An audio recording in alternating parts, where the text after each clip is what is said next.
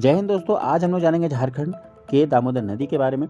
दोस्तों, इसका उद्गम स्थान, सहायक नदी, अफवाह क्षेत्र, उपनाम, लंबाई, इससे जुड़ी परियोजनाएं और इसमें बने डैम के बारे में जानेंगे। दोस्तों, यदि आप झारखंड कॉम्पिटिशन के एग्जाम की तैयारी कर रहे हैं तो ये काफ़ी इंपॉर्टेंट आपके लिए रखता है, क्योंकि इससे सवाल आपको पूछे ही जाते हैं।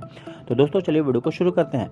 सबसे पहले दोस्तों हम लोग जानेंगे इसके उद्गम स्थान को। तो दोस्तों, छोटानागपुर की पहाड़ियों से दामोदर नदी निकलती है। आपको हर जगह पर यही देखने को मिलेगा, लेकिन आपको एक विशेष स्थान जब भी पूछा जाए तो विकिपीडिया में आपको ये चूल्हा पानी यानी लोहरदगा से निकलती हुई दिखाई देती है, यानी इसका उद्गम स्थान चूल्हा पानी लोहरदगा विकिपीडिया में बताया गया है।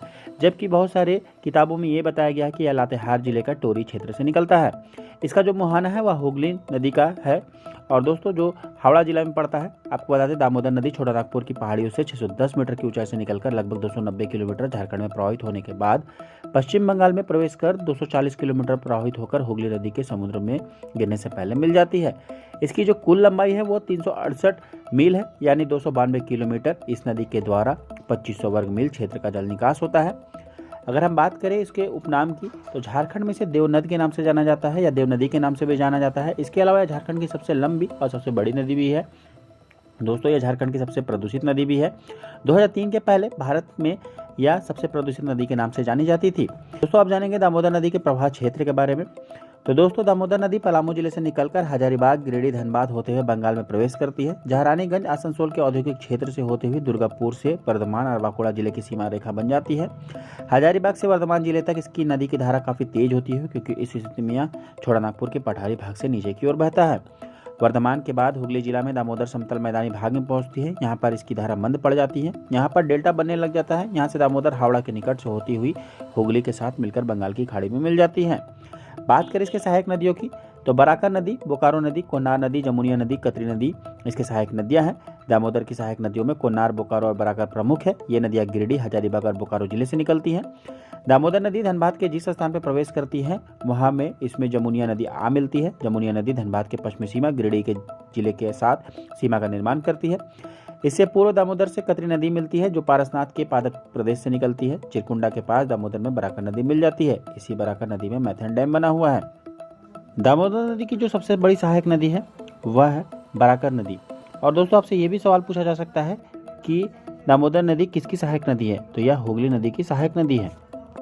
दोस्तों, आगे हम लोग जानेंगे दामोदर परबनी घाटी परियोजना के बारे में। दोस्तों, दामोदर घाटी परियोजना 7 जुलाई 1948 को पहली बार भारत में अस्तित्व में आई। अमेरिका के टेनेसी नदी घाटी परियोजना पर यह आधारित थी। दामोदर घाटी को प्रबलता के बाढ़ द्वारा निरंतर विध्वंस का सामना करना पड़ रहा था। इसमें विध्वंसकारी प्रमुख प्रलय को पहली बार 1730 में रिकॉर्ड किया गया। इसके पश्चात नियमित अंतराल पर कई बाढ़ आए। 1943 के बाढ़ ने अपनी प्रचंड तबाही की छाप हमारे स्मृति पटल में छोड़ दिया। अप्रैल 1946 तक योजना के क्रियान्वयन के लिए केंद्र सरकार, पश्चिम बंगाल सरकार और बिहार सरकार के बीच में व्यावहारिक रूप से पूर्णतया करार निष्पादित किया गया तथा मार्च 1947 में दामोदर घाटी निगम के गठन के उद्देश्य हेतु तीनों सरकारों ने संयुक्त सहभागिता की आवश्यकता को ध्यान में रखते हुए केंद्र विधानमंडल द्वारा दामोदर घाटी निगम अधिनियम 1948 को पारित किया। तब जाकर 7 जुलाई 1948 को यह अस्तित्व में आया। दोस्तों, किसी भी नदी घाटी परियोजना का मुख्य उद्देश्य उसका महत्व होता है। हर नदी घाटी परियोजना के पीछे कई सारे उद्देश्यों को चुना जाता है, जिस कारण इन्हें बहुउद्देश्य नदी घाटी परियोजना कहा जाता है। दुर्गम में दामोदर नदी को वश में करने तथा घाटी में बार बार होने वाली भयंकर बाढ़ से होने वाली क्षति को नियंत्रित करने के लिए डीवीसी की स्थापना हुई। यह टेनेसी वैली कॉर्पोरेशन के प्रतिमान पर आधारित थी। आपको बता दें, दामोदर घाटी निगम की स्थापना का मुख्य उद्देश्य बाढ़ पर नियंत्रण व सिंचाई में सहयोग करना था। विद्युत उत्पादन, पारपेशन व वितरण, पर्यावरण संरक्षण, वनीकरण, दामोदर घाटी के निवासियों को सामाजिक एवं आर्थिक कल्याण और घरेलू तथा औद्योगिक उपयोग की जलापूर्ति करनी थी।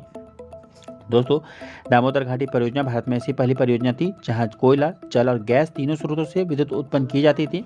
यह मैथन में सर्वप्रथम भूमिगत विद्युत गृह बनाया गया। इसके अलावा डीवीसी भारत सरकार के द्वारा शुरू की जाने वाली प्रथम बहुउद्देशीय नदी घाटी परियोजना में चंद्रपुरा में उच्च ताप प्रज्वलों के प्रयोग करते हुए भारत की प्रथम रीहीट इकाई स्थापना की गई। इसके अलावा इन्होंने कई उपलब्धियां हासिल की। आपको बता दें, इस परियोजना के अंतर्गत 8 बांध बनाए गए, एक बड़ा सा बैराज बनाया गया। इसके अलावा कई जल विद्युत परियोजनाओं को अंजाम दिया गया। तो दोस्तों, हम लोग एग्जाम के इंपॉर्टेंट रखते हुए हम लोग आगे जानेंगे।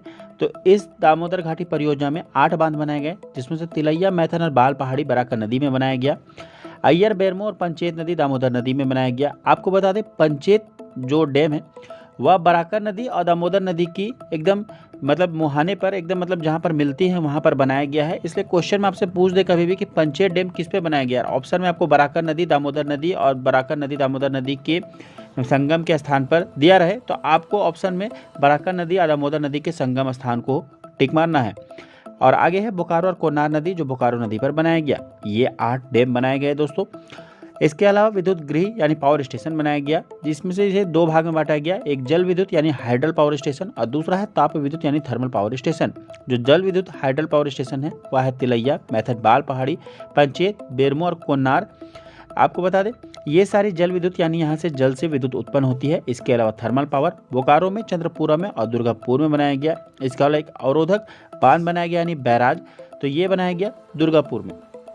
तो दामोदर घाटी परियोजना में ये सारी जो बांध है और विद्युत गृह है इसको लेकर एक बहुउद्देशीय परियोजना बनाई गई जिससे लोगों की भलाई हो सके। दोस्तों एग्जाम के पर्पज़ से ये सारी जो चीज़ें मैंने बताई हैं वो काफ़ी इंपॉर्टेंट है, आप इसे कर सकते हैं। इसके अलावा इसका एक MCQ लेकर आऊँगा दोस्तों, जहाँ पर आपको सारे क्वेश्चन दिए रहेंगे, आप इसे टिक मारिएगा और यहाँ पर आपको सारी चीज़ें बताई गएंगी। इससे जो बीच से क्वेश्चन पूछा जाता है मैं उसे लेकर आऊँगा। आई होप दोस्तों वीडियो को पसंद आया होगा। वीडियो पसंद लाइक और शेयर करना मत भूलिएगा। चैनल पर नए हैं तो सब्सक्राइब करना मत भूलिएगा। Thank you for watching. जय हिंद, जय भारत।